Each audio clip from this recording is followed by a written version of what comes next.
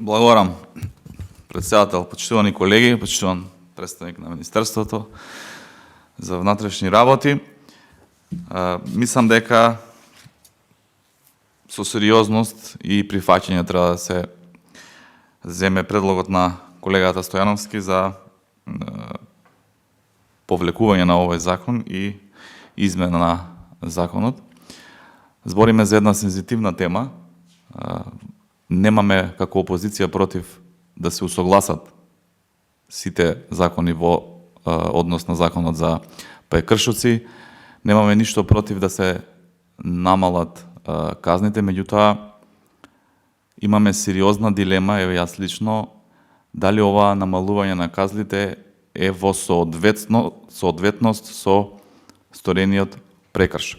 Особено во некои сегменти на живењето, како што и претходно сме збореле, во животна средина, во сообраќајните прекршоци, сега еве и во делот на законот за оружје.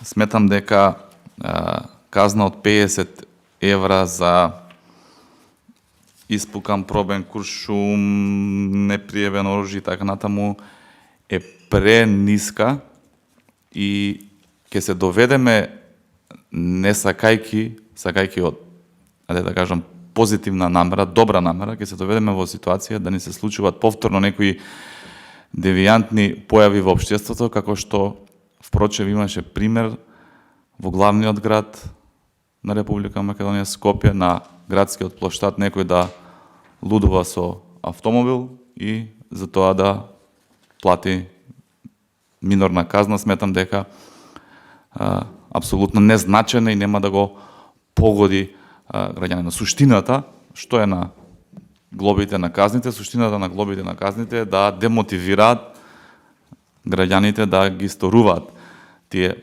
прекршоци и е од огромна важност внимателноста при одлучување на висината на тие глоби да бидат во соодветност со сторениот прекршок. Имаме врз основа на овој предлог, има премали казни во однос на обнована дозвола, пробно исполкување со оружје, односно пријавување на оружје од досегашните 600.000 евра и се намалува од 50 до 250 евра. Во комисиите исто така, комисиите за кога станува збор за осposobување со ракување со оружје, исто така многу мали казни, како што и критериумите. Истото важи и за постапување спротивно на членот 14 за, односно утврдување на неправилности кои што не се констатираат во извештајот на министер и така натаму. Суштината е дека со ова измена драстично се намалува глобата за физичките лица.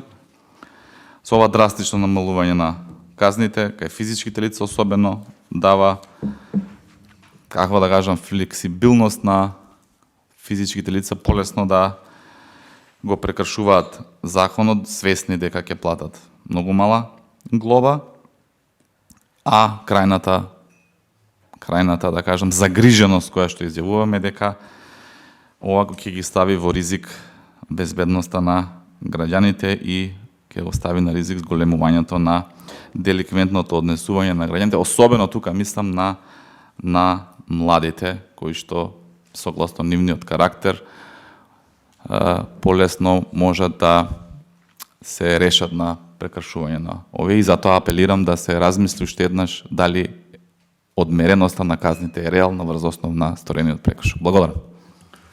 Благодарам. Дали